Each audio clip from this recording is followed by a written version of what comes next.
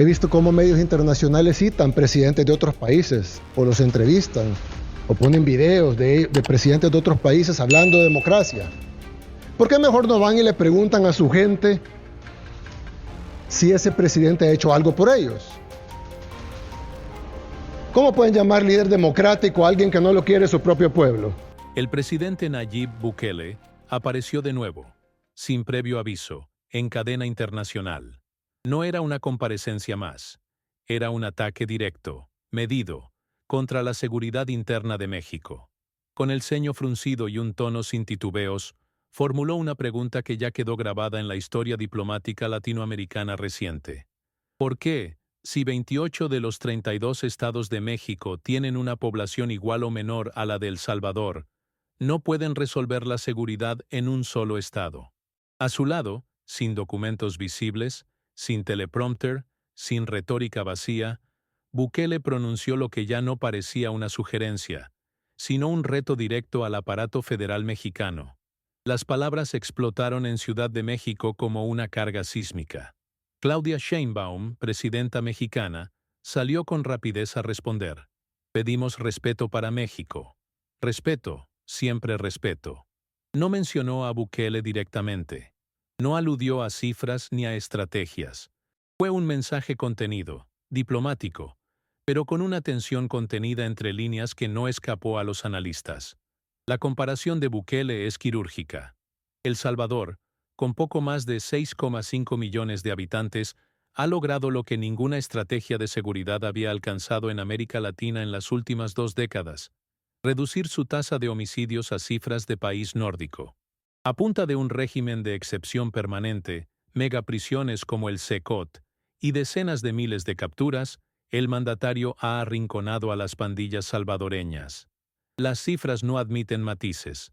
Más de 85,000 detenidos desde 2022 y una tasa de homicidios que pasó de 51 a 1.9 por cada 100,000 habitantes. En México, en cambio, el mapa de violencia permanece rojo. Estados como Guerrero, Michoacán, Zacatecas y Tamaulipas enfrentan estructuras criminales que superan a las instituciones locales. Lo que Bukele propuso fue simple y brutal. Si cada estado mexicano con menos población que El Salvador aplicara su mismo modelo de seguridad, al menos parte del problema podría resolverse. Pero el dilema que surgió de inmediato fue de otra naturaleza.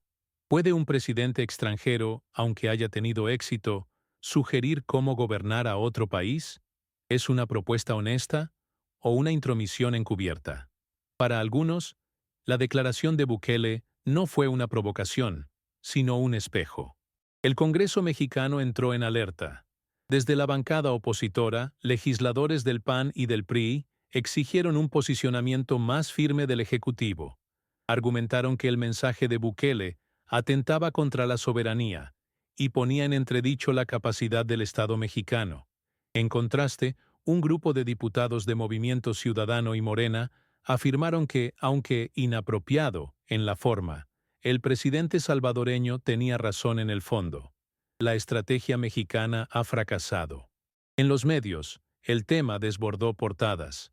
Bukele sacude a México con su receta de orden, tituló uno de los principales diarios de circulación nacional. Artículos de opinión se dividieron entre quienes veían al salvadoreño como un autoritario con complejo de Mesías y quienes lo catalogaban como el único líder con resultados tangibles frente al crimen. Programas de análisis mostraban, con mapas y gráficas, cómo los estados mexicanos con menos población que El Salvador coinciden, en muchos casos, con los más violentos. Las cifras comenzaron a circular con frenesí. El Salvador tiene 21,000 kilómetros cuadrados, mientras México supera los 1.9 millones. La desproporción geográfica era evidente, pero no invalidaba del todo la lógica del argumento poblacional de Bukele. En 28 estados mexicanos hay menos personas que en todo El Salvador. En términos de densidad, eso significaría, en teoría, que un control como el de San Salvador podría implementarse. Los diplomáticos, en silencio. Ninguna embajada quiso pronunciarse. Pero en el interior de la Secretaría de Relaciones Exteriores, según una fuente que pidió anonimato, hubo reuniones de emergencia. Se analizó la posibilidad de emitir una nota formal de protesta, pero se descartó para evitar escalar la tensión.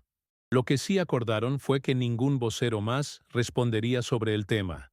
En las calles de la capital mexicana, las reacciones fueron tan dispares como viscerales. Pues si lo logró allá, que venga y lo haga aquí, dijo una mujer en Iztapalapa. No somos El Salvador, aquí los cárteles mandan más que el presidente, gritó un taxista en Tepito. La conversación se metió en los hogares, en las oficinas, en los mercados. Algunos vieron en Bukele a un héroe incómodo, otros a un demagogo peligroso. Pero nadie lo ignoró.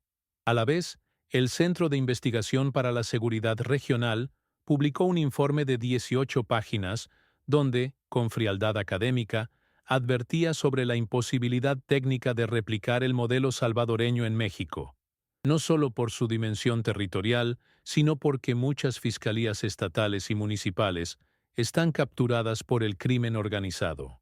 El informe concluía con una frase demoledora: no se puede aplicar una solución quirúrgica en un cuerpo gangrenado sin antes amputar las instituciones contaminadas.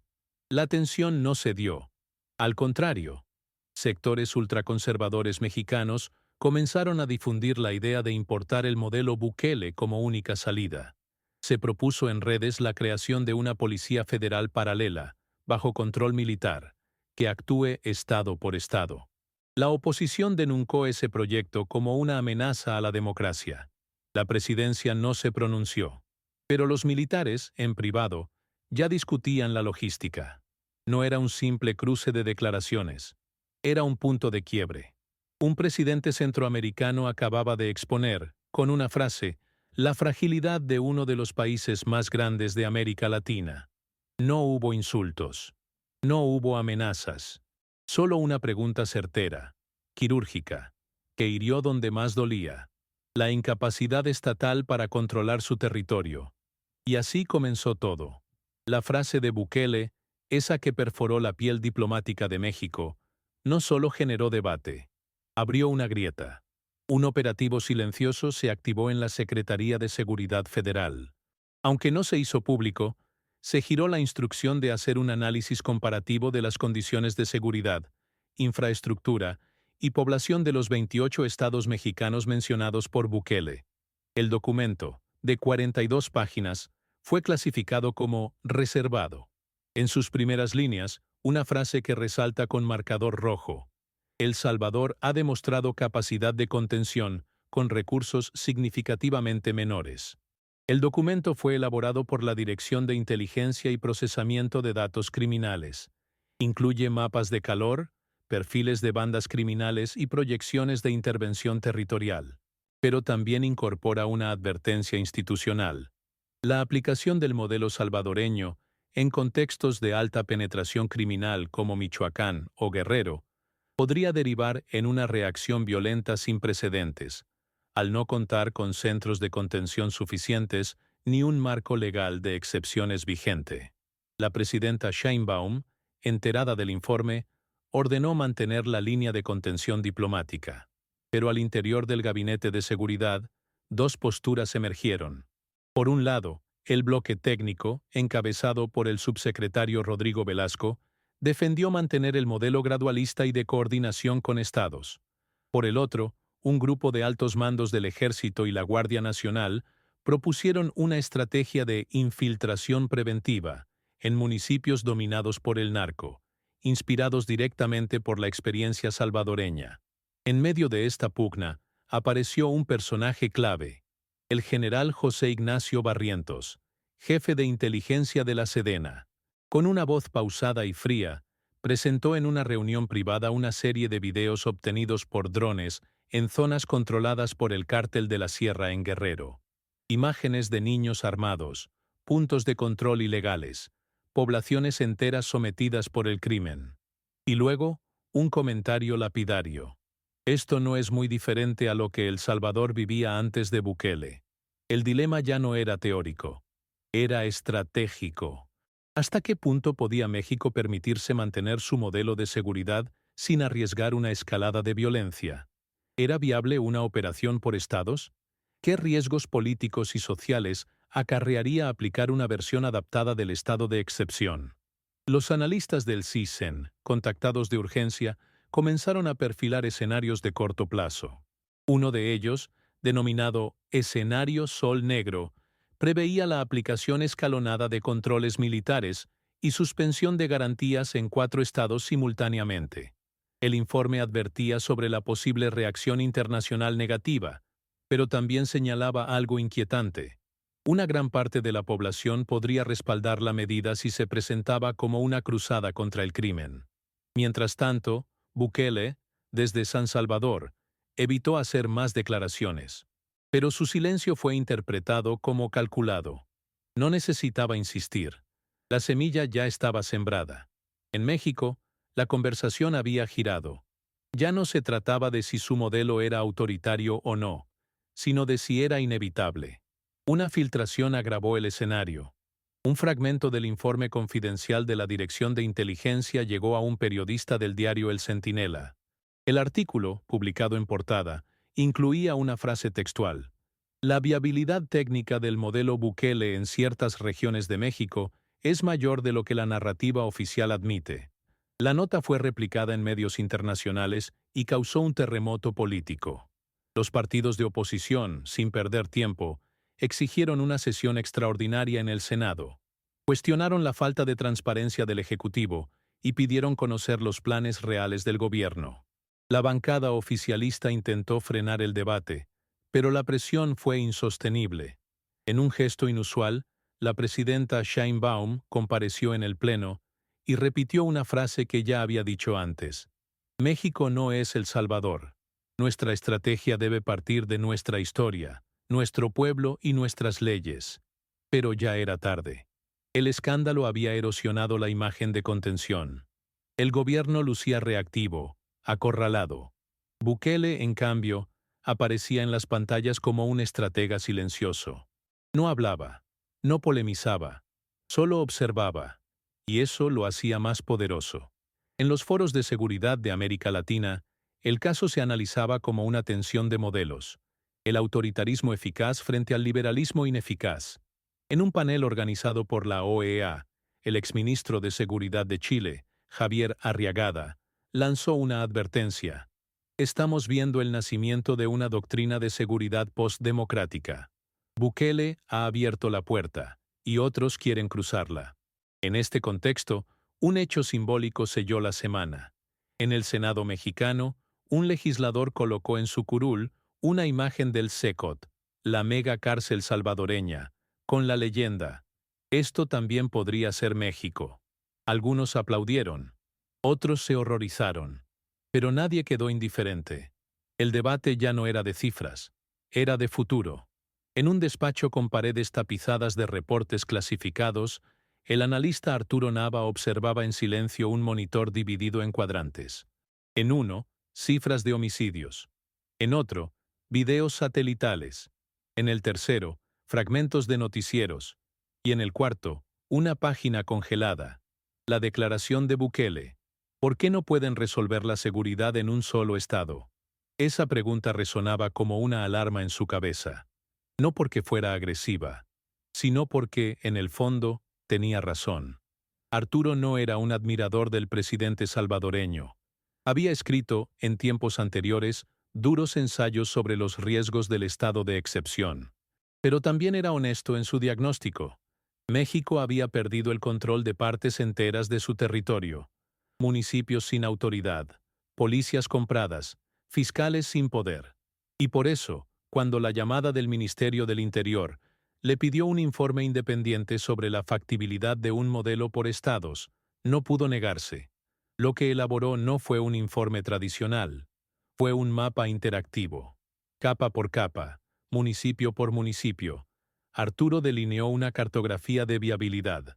Clasificó regiones en 3 niveles: zonas de control estatal, zonas en disputa y zonas de captura criminal. En estas últimas, la intervención inspirada en Bukele resultaba inviable sin una reforma constitucional previa.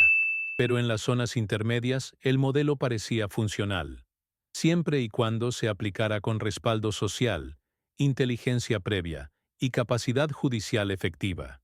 El mapa llegó al escritorio de la presidenta en un sobre gris. Lo leyó sin gestos. No hizo comentarios, pero instruyó con discreción que el equipo jurídico de la Secretaría de Gobernación comenzara a analizar los marcos normativos que permitirían declarar regiones de acción extraordinaria. El concepto no era nuevo, pero ahora adquiría un carácter explosivo. Mientras tanto, en Washington, la embajada mexicana fue citada de urgencia por el Departamento de Estado. Querían saber si México estaba considerando adoptar el modelo salvadoreño. El embajador negó rotundamente, pero los analistas estadounidenses tenían sus dudas. En la CIA, un documento interno advertía que la adopción de prácticas de tolerancia extrema podría generar una reacción en cadena en la región. Lo que estaba en juego no era solo la seguridad, era el modelo de gobernanza. En las calles, la tensión social creció. Se reportaron manifestaciones en Veracruz, donde colectivos de víctimas de desaparición exigieron medidas más drásticas.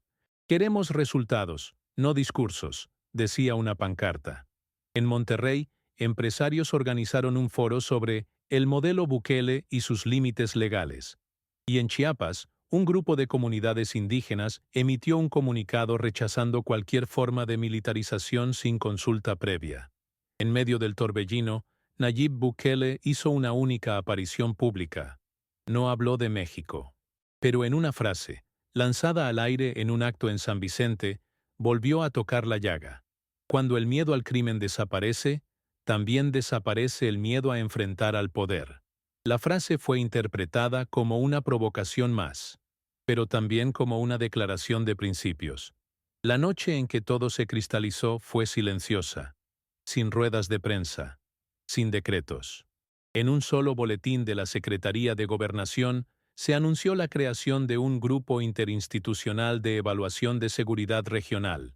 En su mandato, una frase ambigua: revisar y proponer mecanismos extraordinarios para zonas con alta incidencia delictiva. Para Arturo Nava, desde su escritorio, eso era la confirmación.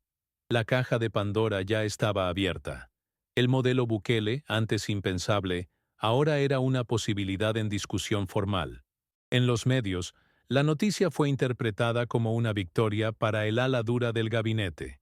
Titulares como «México abre la puerta al modelo Bukele», «De la diplomacia a la emulación» y «La excepción se vuelve regla» dominaron las portadas. Pero en los pasillos del poder, la inquietud creció. Un consejero presidencial, en privado, lo resumió con brutal claridad: si abrimos esa puerta, ya no se puede cerrar. Esa noche, en una celda del Secot en El Salvador, un ex jefe de la Mara Salvatrucha escribió en un cuaderno sin líneas una frase que, sin saberlo, también aplicaba para el vecino del norte. Al principio todos se ríen del miedo, hasta que llega.